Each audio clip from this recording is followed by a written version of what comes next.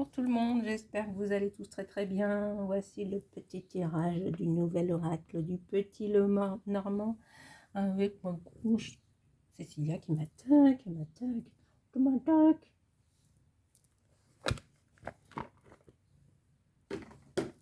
Donc voici le livret, les potato cartes.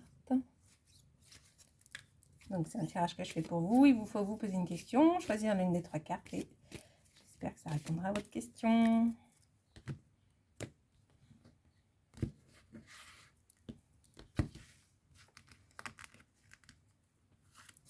Carte numéro 1, carte numéro 2, carte numéro 3. Tu veux laquelle, ma chouchou? Tu nous aides, hein, quand même. Oh, regardez, c'est n'importe quoi. Tu veux laquelle, chouchou? Celle-ci. Viens choisir. Viens. Celle-ci. Papy. Papy. Viens choisir une carte. Viens. Viens. Viens choisir. Ouh. Attends, mais t'es trop près. Recule. Voilà. Fais demi-tour. On voit ton popotin. Voilà. Tu veux laquelle, du coup? Dis-nous tout. Ouh, chouchou. Allez. Les petites souris encore. C'est toujours nous, les petites souris. 23.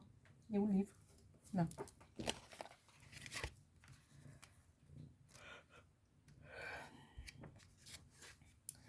C'est une carte dite rapide. Au positif, elle représente l'intelligence, la vivacité d'esprit, la curiosité, l'entraide, la sociabilité, la mise en commun des connaissances. Au négatif, elle symbolise les choses cachées, les secrets, le stress, les marques du passé, les peurs, les pertes en tout genre, les profiteurs, les voleurs. Sur le plan professionnel, elle peut être l'indice de petits boulots, de petits contrats. Elle peut aussi indiquer une grande adaptabilité à son milieu professionnel, l'opportunisme. Côté financier, c'est la précarité. En amour pour un célibataire, c'est la lame des histoires sans lendemain. Pour une question touchant un couple, elle peut signaler un problème lié à l'argent, une crise mineure, un manque de confiance, parfois une usure de la relation. Oh là là, le serpent. Pourquoi? Mais pourquoi?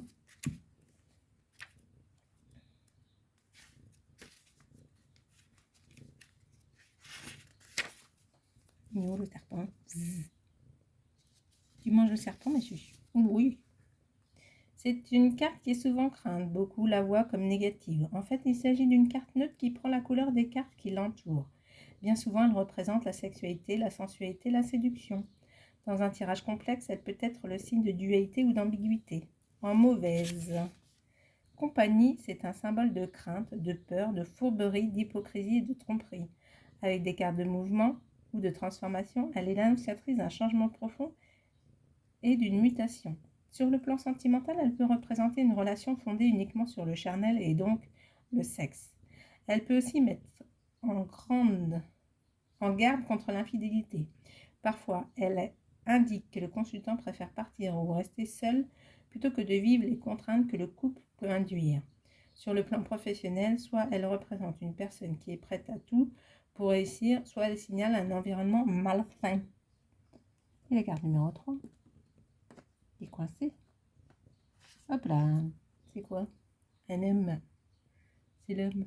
On la met là, ma chouchou? Allez, on la met là. Oui, on la met là.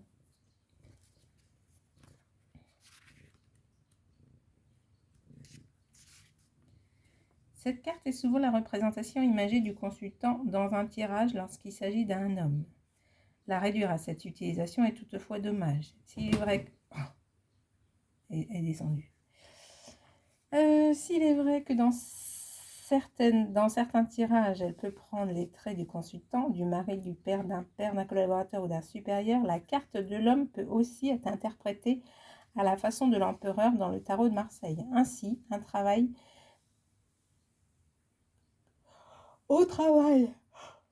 Oh, pardon. Je recommence. Ainsi, j'en suis où? Au travail comme dans la vie amoureuse, elle présage un cycle d'équilibre, de stabilité. Bien entourée, elle signalerait que le consultant saura garder le contrôle des événements. C'est le sens de la performance, le besoin d'aller droit au but ou à l'essentiel, la combativité, la capacité à lancer des projets. Voilà, j'ai eu du mal aujourd'hui. Bon, c'est pas grave. Demain, ce sera mieux. Je vous souhaite à tous une très très belle journée. Je vous fais un gros bisou et je vous dis à bientôt. Salut, salut!